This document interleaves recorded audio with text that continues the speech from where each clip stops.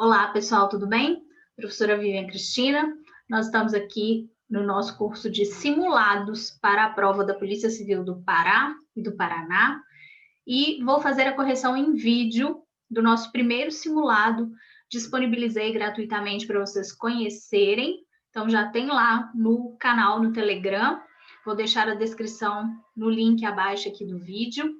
Então, eu coloquei para vocês as questões, para quem quiser resolver lá no aplicativo, já com o gabarito comentado em texto, tem lá um PDF no canal. E agora nós vamos fazer a correção em vídeo com uma breve revisão. Então, serão 4 simulados com 5 questões cada, ao todo 20 questões, que eu estou elaborando com muito cuidado, passando por todos os tópicos do edital, diversificando as questões, de forma que o simulado sirva como uma grande revisão nessa reta final. Então, espero que vocês gostem. Vou compartilhar esse primeiro vídeo, me ajudem a divulgar o curso. E para quem precisa de um estudo mais aprofundado, quer aulas em vídeo, como me pediram aí uma revisão, aguardem que na semana que vem nós teremos um curso de revisão para a prova da Polícia Civil do Pará e do Paraná, que tem aí o mesmo edital, tá? Então, vou compartilhar com vocês aqui o texto, como nós temos feito, e vou discutindo as questões. Qualquer dúvida, vocês podem deixar aí no grupo, tá bom? Na próxima segunda-feira, nós já vamos para o nosso segundo simulado. E lembrem-se que é uma forma ótima, né, de uma excelente estratégia de revisão, resolver questões e resolver de uma forma efetiva. Saber por que você está marcando certo ou errado. Então, essa explicação das questões, essa revisão cuidadosa faz muita diferença, né? Às vezes, os alunos compram simulados com questões mal elaboradas, com respostas que não são satisfatórias. Então, aqui, o diferencial do nosso curso é justamente essa elaboração cuidadosa e também uma resposta que seja completa, com uma revisão do conteúdo, como coloquei no PDF para vocês, e agora a gente vai fazer em vídeo. Vamos lá? Então, vou compartilhar aqui com vocês o nosso arquivo. Só um minuto, por favor. Deixa eu abrir aqui.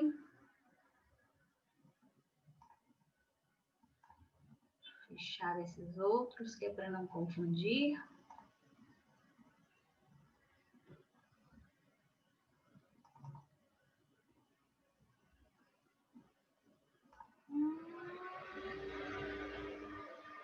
Quem ainda não fez as questões do curso da Declaração Universal, deixei lá disponível para vocês, tá?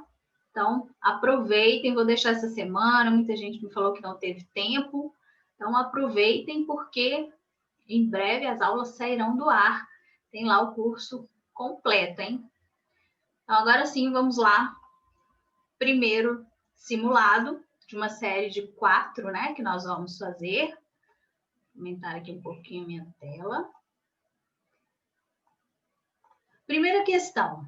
Na lição de Valério Mazzuoli, assim, se uma norma posterior revoga ou nulifica uma norma anterior mais benéfica, essa norma posterior é inválida. Os tratados internacionais de direitos humanos, da mesma forma que as leis internas, também não podem impor restrições que diminuam ou nulifiquem direitos já anteriormente assegurados, tanto no plano interno quanto na própria órbita internacional. É correto afirmar que o texto se refere à seguinte característica dos direitos humanos. Então, peguei aqui um trecho do Mazzuoli, que vem sendo utilizado pelas bancas, assim como André de Carvalho Ramos, Flávio Piovesan, e as bancas gostam, né? Poderia ser uma questão em qualquer uma das duas provas, tanto Polícia Civil do Pará quanto do Paraná. Ele faz menção a qual característica aqui dos direitos humanos?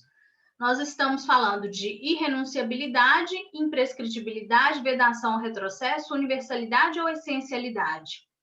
Sem dúvidas, da vedação ao retrocesso. A irrenunciabilidade é a característica que nos remete à ideia de que, apesar de sermos titulares dos direitos humanos, e sabemos que para isso basta ser pessoa, que é a característica da universalidade, não se pode exigir nenhum requisito para ser titular desses direitos, mas apesar disso, nós não podemos abrir mão, renunciar a essa proteção. Eu não tenho como permitir que alguém viole os meus direitos, porque eles são irrenunciáveis. Então, não é essa a característica que está expressa aqui no texto. Imprescritibilidade é a ideia de que os nossos direitos humanos, eles não deixam de valer com o passar do tempo, né? Eles não têm prazo de validade, nós sempre poderemos exercê-los. Também não é a ideia do texto. A vedação, o retrocesso é justamente o que está posto aqui pelo Valério Mazzuoli. Em termos de proteção dos direitos humanos, nós só podemos progredir, melhorar. Então, nós não podemos ter normas que, de alguma forma, gerem restrição, supressão de direitos, ou, como ele colocou aqui, né, não podemos ter restrições que diminuam ou nulifiquem direitos já anteriormente assegurados. Só podemos melhorar, só podemos avançar, porque é vedado o retrocesso, é vedado o regresso, né? Também conhecido como efeito cliquet, é proibido o efeito cliquet, que é um instrumento utilizado pelos alpinistas, né? Então, eles vão subindo e eles só podem continuar subindo, eles não podem regredir. Então, os franceses utilizam essa expressão, efeito cliquet, vocês podem encontrar assim também questões, né? Então, coloquem aí, quem quiser, a observação é a vedação ao retrocesso ou a vedação do efeito cliquet. Vamos colocar aqui entre aspas, para vocês se lembrarem que é uma expressão estrangeira, né? Então, aqui sim, esse é o enunciado da questão, a referência a essa característica dos direitos humanos. Notem que isso deve ser observado tanto no plano interno quanto no internacional. Então, o Brasil não pode regredir nem internamente e nem quanto aos tratados internacionais de direitos humanos que já tenha ratificado. Universalidade, como nós já mencionamos, é a característica segundo a qual basta ser pessoa para ser titular de direitos humanos, então não é a ideia do texto. Essencialidade são direitos tão importantes, têm um conteúdo, né, tão essencial, que merecem um destaque tanto materialmente quanto formalmente nos ordenamentos e devem ser protegidos tanto pelos estados quanto pelas pessoas, pela sociedade. Então, fala-se em um efeito vertical e um efeito horizontal. Os direitos humanos têm que ser respeitados na relação indivíduo-estado e também nas relações entre indivíduos, nas relações entre particulares. Mas não é essa a ideia do texto, né? Então, a característica que traduz o que está previsto no enunciado é a vedação ao retrocesso. Resposta aí, letra C. Tranquilo, né, pessoal?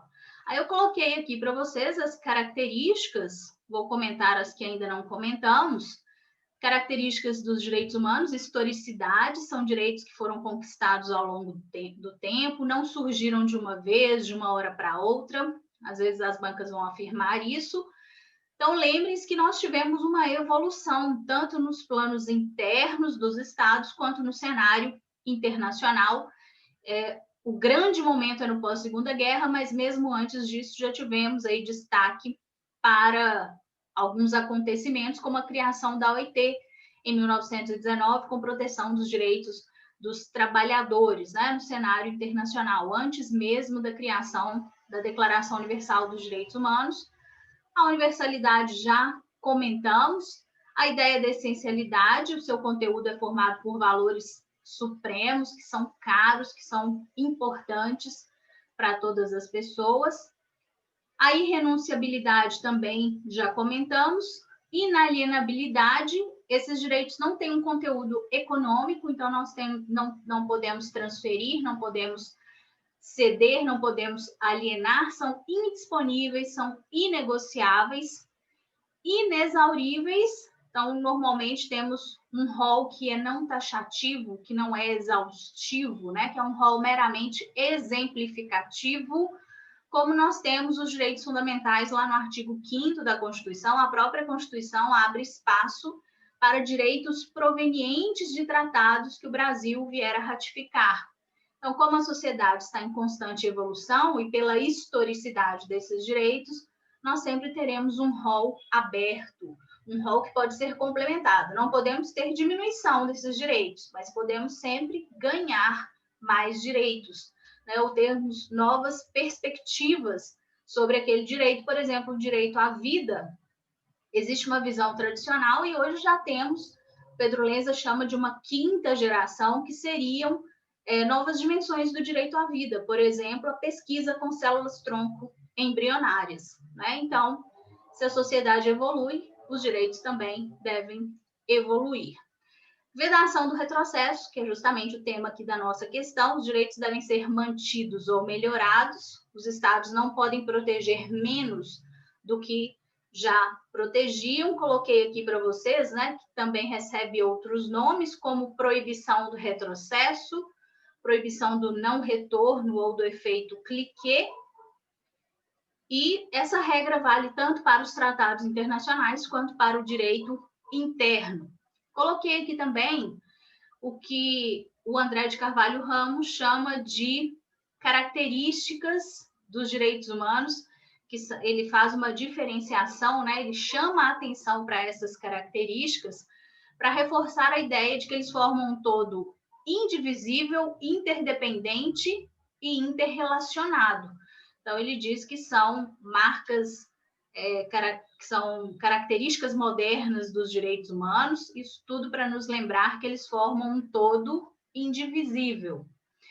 E o que ele chama de marcas distintivas. Então, às vezes, em questão, isso é importante, né? Se a questão de perguntar sobre marcas distintivas, vocês vão se lembrar dessas características aqui. Universalidade, que nós já sabemos.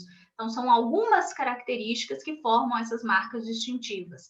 Universalidade, essencialidade, superioridade normativa ou preferenciabilidade. Eles devem ter essa posição de destaque em relação às outras normas, justamente pelo seu conteúdo, e reciprocidade, porque sujeitam não só o Estado, mas todos os particulares, todas as demais pessoas, né? Toda a coletividade. Então, essa é a nossa revisão aqui, com base na primeira questão, sobre características dos direitos humanos. Segunda questão, sobre a evolução histórica dos direitos humanos, é possível afirmar. Letra A.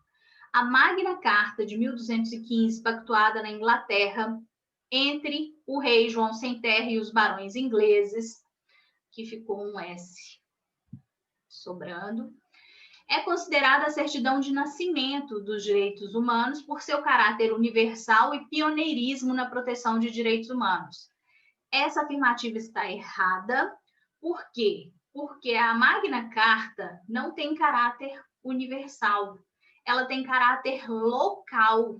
Foi um pacto entre o rei João Sem Terra e os barões ingleses. Os barões queriam a limitação do poder de tributar do rei, em troca eles dariam apoio às campanhas de guerra do João Sem Terra, e ali surgem, né, os primeiros direitos. Nós temos a previsão e a submissão do próprio rei àqueles direitos, mas só para uma pequena parcela da população inglesa. Então, não tem caráter universal ainda, apesar de termos ali a menção a direitos importantes, como a própria ideia do tribunal do júri, a cláusula do devido processo legal, mas muito cuidado com essas características que as bancas mencionam sobre a Magna Carta. É sim considerada certidão de nascimento, mas há que se ter esse cuidado aí, lembrar que o seu caráter é local, não é universal. Então, não é, os direitos que estavam ali previstos não eram assegurados a todos da sociedade inglesa, mas apenas a uma pequena parcela, que é a nobreza inglesa. Letra B, o Bill of Rights de 1689 consagrou o regime da monarquia absoluta, afastando a ideia de institucionalização da separação de poderes e da proteção dos direitos individuais. Errado, completamente o contrário, né? Então, com o Bill of Rights, nós temos a institucionalização da democracia, do regime democrático. A ideia de separação de poderes, de proteção dos direitos individuais é o fim da monarquia absolutista na Inglaterra, e então os documentos ingleses, inclusive, pioneiros nesse processo, né, o que só aconteceria no resto do mundo no século XVIII, especialmente com Estados Unidos e França, os ingleses já anteciparam no século XVII. Então, o que está errado aqui na letra B é dizer que esse documento consagra a monarquia absoluta. Errado. Esse documento põe fim à ideia de uma monarquia absoluta e vai inaugurar uma ideia de regime democrático, a ideia de separação de poderes e proteção dos direitos individuais. Letra C. Os documentos franceses e norte-americanos do século XVIII, como a Declaração de Direitos do Homem e do Cidadão, de 1789, e a Declaração de Independência dos Estados Unidos, de 1776, têm em comum a preocupação com a proteção dos direitos de fraternidade. Gente, está errado por um detalhe. Os norte-americanos não se preocupam com esse valor da fraternidade ou solidariedade. Nos documentos franceses, nós temos sim a menção, tanto que o lema da Revolução Francesa, né, muito famoso, é de liberdade, igualdade e fraternidade. Mas os norte-americanos não trouxeram essa ideia. Então, seus documentos tinham um caráter de proteção de direitos individuais, também o cunho democrático, a proteção a criação de um Estado liberal, né, como uma forma de promover a queda do antigo regime, mas falta aos documentos norte-americanos esse caráter assistencialista que existia nos documentos franceses, tá? Então, essa preocupação com a fraternidade não está presente nos documentos norte-americanos e sim nos documentos franceses, apenas nos franceses. Então, errada a letra C. Letra D, a Constituição Mexicana de 1917 e a Constituição de Weimar de 1919, bem como a Constituição Brasileira de 1934, são documentos que se destacam na proteção dos direitos sociais. Correto. Nós temos o grande destaque para esses dois documentos, né, no México e na Alemanha, 1917 no México, 1919 na Alemanha. Aqui no Brasil um pouco mais tarde, mas já em 34 temos o destaque para os direitos sociais, eles são promovidos a direitos fundamentais, são equiparados aos direitos individuais. Então, certinho, esses são os documentos de destaque. Lembrem-se que o Estado, o paradigma de Estado vigente aqui era o Estado democrático social, o Estado social ou de bem-estar social, o famoso welfare state. E letra E, a Declaração Universal dos Direitos Humanos de 1948 se destaca na proteção dos direitos de terceira geração, como a proteção do meio ambiente equilibrado. Errado, nós não temos o desenvolvimento da proteção dos direitos de terceira geração na DUDH, temos os direitos de primeira e de segunda geração e apenas uma menção ao valor da fraternidade, a necessidade de um direito à paz, à autodeterminação dos povos, mas sem desenvolver essa terceira geração em seus artigos, tá? Então, já sabemos que se a banca mencionar que a fraternidade ou solidariedade foi mencionada, está correto. Se falar de proteção de algum direito de terceira geração no texto da DUD, a questão está errada. Então, questão número 2, gabarito letra D. Tranquila, não é, pessoal? Coloquei para vocês aí um resumo do André de Carvalho Ramos, das principais fases históricas. Decorem nomes, datas, porque isso cai com frequência, tá? Depois vou elaborar uma questão para vocês com os filósofos, que isso aqui é a cara da banca da Polícia Civil do Paraná. A meu ver, vai cair lá. Questão número 3. Caso um tratado internacional sobre direitos humanos seja aprovado conforme o rito especial do artigo 5º, parágrafo 3º da Constituição Federal de 88, ou seja, se for aprovado em cada casa do Congresso Nacional em 2 turnos, por 3/5 dos votos dos respectivos membros, terá status de emenda constitucional. É correto afirmar que foram ratificados pelo Brasil com status de emenda os seguintes tratados internacionais. Gente, essa daqui, muito tranquila, né? Então, nós tivemos o primeiro deles, a Convenção sobre os Direitos das Pessoas com Deficiência, conhecida como Convenção de Nova York, que é um tratado da ONU, junto com seu protocolo facultativo, Já disse para vocês que algumas bancas consideram como um tratado só a convenção e o protocolo, porque foram aprovados pelo mesmo decreto legislativo e pelo mesmo decreto presidencial. Algumas bancas consideram como dois, mas isso não tem grande importância, porque você vai ver na questão, né, a quais tratados a banca está se referindo, então é tranquilo. E em 2018 tivemos um novo tratado com status de emenda, que é a convenção, o Tratado de Marrakech, para facilitar o acesso a obras publicadas às pessoas cegas, com deficiência visual ou com outras dificuldades para ter acesso ao texto impresso. Então fica fácil porque a temática é a mesma, proteção dos direitos das pessoas com deficiência. O Tratado de Marrakech, ele não é da ONU, tá? Ele vem de um outro âmbito, de uma outra organização, que não é muito conhecida, né? Os países se reuniram para promover essa proteção, não foi no âmbito da ONU, como a Convenção de Nova York. Cuidado, porque nós temos uma Convenção Interamericana de Proteção dos Direitos dos Idosos, que já foi assinada e tem essa recomendação aí de ser aprovada com status de emenda, mas ainda não foi, tá? E esse ano, então, nós tivemos recentemente, foi agora em janeiro, a aprovação da Convenção Interamericana de Combate à Discriminação Racial, aprovação do decreto legislativo com status de emenda. Gente, depois da aprovação pelo decreto legislativo, a gente ainda precisa de ratificação pelo presidente e promulgação do decreto presidencial. Então, esse também não está em vigor, tá? Nem sequer foi ratificado ainda. Então, cuidado, vocês vão acompanhar até a data da prova, mas acho pouco provável que isso aconteça até lá. Então, em vigor, são só esses de proteção das pessoas com deficiência. Convenção de Nova York, seu protocolo facultativo, e o Tratado de Marrakech. A Convenção de Nova York desde 2009, Tratado de Marrakech em 2018. Atualmente são os nossos tratados com status de emenda. Coloquei para vocês todas as informações, né, os decretos. Acho que vale a pena dar uma lida no Tratado de Marrakech. Não é grande e em provas recentes eles têm cobrado aí algumas questões sobre a temática geral desse tratado.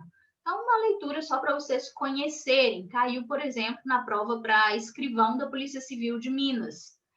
Tá certo que lá eles cobram de forma mais detalhada, né? Isso não está específico no edital do Pará nem do Paraná, mas como é um tratado com status de emenda, acho que vale a pena uma leitura do texto, tá bom? Coloquei aqui para vocês o esquema, tratados internacionais, a diferenciação que a gente tem que fazer sobre qualquer matéria que não seja de direitos humanos, ele continua sendo incorporado ao ordenamento com status de lei ordinária. Se é sobre direitos humanos, ele nunca mais terá status de lei ordinária. Ou ele consegue aprovação com status de emenda constitucional, como vimos aí na questão, nos termos do parágrafo 3º do artigo 5º, ou só por ser de direitos humanos, ele, ainda que aprovado como uma lei ordinária, ele vai entrar acima das leis ordinárias e abaixo da Constituição com status de norma supralegal. Então, para o STF, nós só temos esses dois caminhos.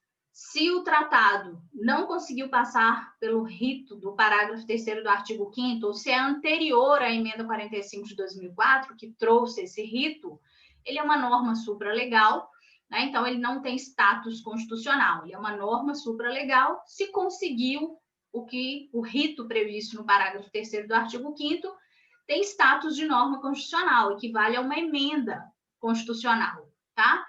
Para os doutrinadores de direitos humanos, o que o Supremo chama de tratado equivalente à norma supralegal, os doutrinadores chamam de tratado materialmente constitucional. Aqueles que conseguem o status de emenda, os doutrinadores chamam de tratado materialmente e formalmente constitucional.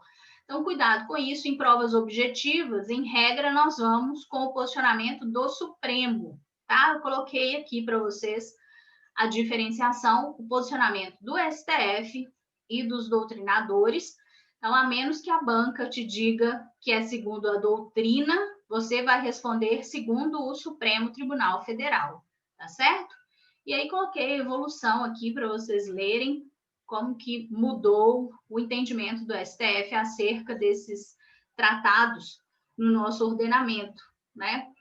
Então, como é que esses tratados seriam incorporados na visão do Supremo?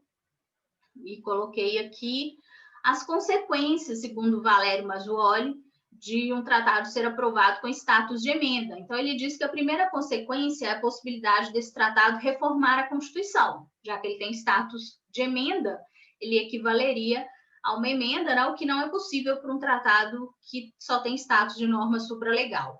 A segunda consequência é que esses tratados com status de emenda, eles não poderiam ser denunciados pelo presidente da República. Vejam que esse é o posicionamento da doutrina, tá? Do Valério Mazzuoli. O STF não pensa assim. O STF entende que o presidente tem o poder de denunciar qualquer tratado, independentemente do seu status, que é uma atribuição, um poder discricionário do presidente da República. Denunciar aqui é dizer que o Brasil não vai mais se obrigar a cumprir aquele tratado, tá? Então, para a doutrina, e aqui o pensamento claro, a visão do Mazzuoli, ele diz que se o tratado tem status de emenda, nem se o Congresso autorizasse, o presidente poderia denunciá-lo. Olha que interessante, né? Que nós teríamos uma impossibilidade técnica de denúncia, porque aquele tratado está no mesmo patamar de uma emenda. Então, se for incorporado ao ordenamento, se não podemos regredir, não podemos ter a denúncia desse tratado. O Supremo não pensa assim. E a terceira consequência para o Mazzuoli, já que esses tratados têm status de emenda, eles passam a ser paradigma no controle concentrado de constitucionalidade. Então, eu posso ter como parâmetro no controle concentrado de constitucionalidade, que ele chama de controle concentrado de convencionalidade, já que tem por parâmetro um tratado internacional, né, uma convenção, esses com status de emenda compõem esse bloco no controle concentrado de convencionalidade, segundo Mazzuoli, que só poderia ser feito pelo Supremo, pelos mesmos legitimados para o controle concentrado de constitucionalidade, que são os legitimados do artigo 103 da Constituição. Tá? Então, muito interessante aqui essas consequências relacionadas, né, aos tratados com status de emenda constitucional. Questão número 4. Sobre a estrutura normativa dos sistemas internacionais de proteção de direitos humanos, assinale a afirmativa correta. Letra A. O direito humanitário, a Organização Internacional do Trabalho e a Liga das Nações são considerados os principais precedentes do processo de internacionalização dos direitos humanos. Gente, correto. O grande momento na nossa proteção internacional dos direitos humanos, inclusive o surgimento desse ramo do direito, ocorre no pós-Segunda Guerra Mundial. Mas antes, nós tivemos acontecimentos que contribuíram para a criação desse sistema internacional, e o grande destaque é para a criação da OIT e da Liga das Nações, em 1919, então depois da Primeira Guerra, e até um pouco antes, ainda no século XIX, a criação do direito humanitário, a inauguração desse direito se dá com uma convenção de Genebra, né? Então, nós temos as famosas convenções de Genebra, e uma delas em 1864, que teria originado o direito humanitário, que são as normas aplicáveis em situação de guerra, de conflito armado. Então, temos um ramo maior, que são os direitos humanos, e um gênero, né, seria, uma espécie do gênero direitos humanos, a espécie seria direito humanitário, assim como nós temos direitos dos refugiados, por exemplo. Então, direito humanitário é mais restrito, direitos humanos é mais amplo, é o grande ramo de proteção. Então, letra A correta são os 3 principais antecedentes históricos ao processo de internacionalização. Vamos ver o erro aqui nas demais. Letra B, o sistema global restringe-se à Carta Internacional dos Direitos Humanos. Já está errado. Outros tratados multilaterais sobre direitos humanos que se referem a violações específicas de direitos, tais como a Convenção Internacional contra a Tortura, tópico expresso no edital de vocês, nos 2 editais, não são considerados como parte do sistema global. Errado. Estrutura normativa do Sistema Internacional de Proteção. Sistema Global Universal ou onusiano, criado a partir da ONU. Sistemas regionais de proteção de direitos humanos, europeu, americano e africano. Lá na ONU, Sistema Global, dentro do Sistema Global, nós temos uma subdivisão. Sistema Geral de Proteção, e aí a sua base é a Carta Internacional dos Direitos Humanos, formada pela Declaração Universal, mais os 2 pactos internacionais. E além desse sistema geral, temos na ONU um sistema especial de proteção de direitos humanos para proteger grupos vulneráveis, situações específicas que demandam uma proteção especial, uma atenção maior do Estado, né, uma proteção especial, e daí o próprio nome do sistema. E nesse sistema especial se encaixam esses tratados multilaterais temáticos, né, como a Convenção de Combate à Tortura e outros tratamentos ou penas cruéis, desumanos, degradantes. Assim como nós temos convenção que combate a discriminação racial, que combate a discriminação contra a mulher, que promove direitos da criança, que promove a proteção de trabalhadores migrantes. Então, temos situações que demandam essa proteção específica, proteção das pessoas com deficiência. Então, temos vários tratados temáticos nesse sistema especial. Sistema especial, junto com o sistema geral, formam sistema global de proteção de direitos humanos. Muita atenção às palavras global e geral, para não fazer confusão e não errar as questões, tá? Letra C. A Convenção Internacional contra a Tortura da ONU, assim como a Declaração Universal dos Direitos Humanos, faz parte do Sistema Geral de Proteção de Direitos Humanos, que traz a proteção ampla da pessoa sem se preocupar com as suas especificidades. Errado. A Convenção Internacional contra a Tortura realmente faz parte do sistema... a Declaração Universal faz parte, sim, do Sistema Geral, que é a nossa proteção enquanto pessoas, sem qualquer tipo de diferenciação. Mas a Convenção contra a Tortura faz parte do sistema especial, que é esse voltado à proteção de grupos ou pessoas vulneráveis e de situações específicas, né, que merecem um tratamento especial, como esse combate à tortura. Letra D. O Sistema Europeu de Proteção de Direitos Humanos é o mais antigo, correto, e o menos desenvolvido dentre os sistemas regionais de proteção. Errado, é o mais desenvolvido por 2 motivos. Ele já aboliu a pena de morte, não admite nenhuma hipótese, e no sistema europeu o indivíduo tem acesso direto ao Tribunal Europeu de Proteção de Direitos Humanos. Não temos esse acesso direto nas Américas, a gente tem que passar por uma comissão, e é a comissão que leva o caso à Corte Interamericana, se for o caso. E também na África não temos, né, esse acesso direto. Então, o europeu é o mais antigo e é o mais desenvolvido dentre os sistemas regionais.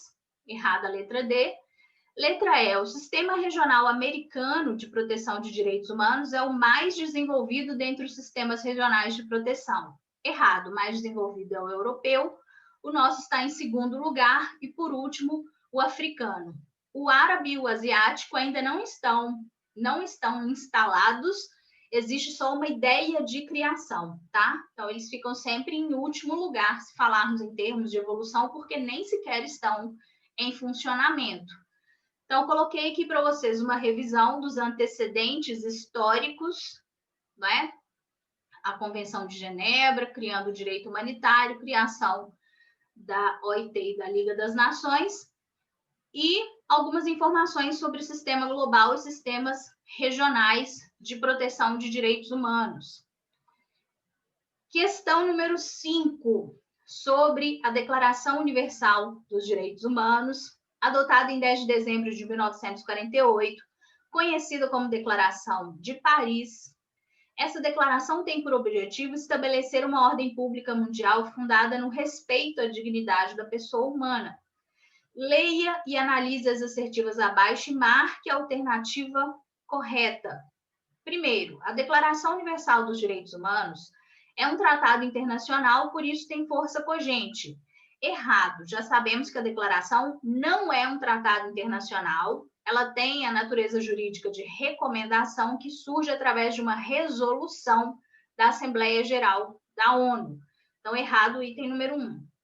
O texto da DUDH compreende um conjunto de direitos e faculdades sem os quais um ser humano não pode desenvolver sua personalidade física, moral e intelectual. Correto. Ali nós temos os direitos básicos, né? Os direitos que são importantes para a proteção da dignidade, por isso devem ser protegidos sempre e em todo lugar. Por isso merecem uma proteção universal, porque nós temos ali a ideia de um mínimo ético irredutível. É o mínimo que nós precisamos para ter uma vida digna. Então, correto, item 2. Item 3. Sendo universal, é aplicável a todas as pessoas de todos os países, raças, religiões e sexos, só se admitindo a aplicação diferenciada de acordo com o regime político do país nos quais incide. Errado. Não se admite qualquer tipo de diferenciação. Né? Então, nenhum desses fatores pode gerar diferenciação, nem o regime político do país. Então, a ideia é de que seja universal. Então, não pode haver diferenciação por cultura, por regime político, por religião. Essa é a corrente defendida pelos relativistas, né? Pelo relativismo cultural, e não é a ideia defendida pela ONU, que adota o universalismo. Item 4. Consolida a afirmação de uma ética universal ao consagrar um consenso sobre valores de cunho universal a serem seguidos pelos Estados. Correto, então esses valores eram necessários no pós-Segunda Guerra para retomar a proteção de valores éticos e morais, provar que isso só vem acrescentar ao direito, né? Então, para superar o positivismo jurídico, e a declaração traz esse mínimo ético irredutível. Então, item 4, correto, portanto, são corretas as assertivas 2 e 4. Nossa resposta é a letra C. Coloquei aqui uma revisão sobre a DUDH, inclusive com a divergência entre as correntes, né? A que defende que, apesar de não ser tratado, ela tem força vinculante, porque está ligada a costumes e princípios do direito internacional.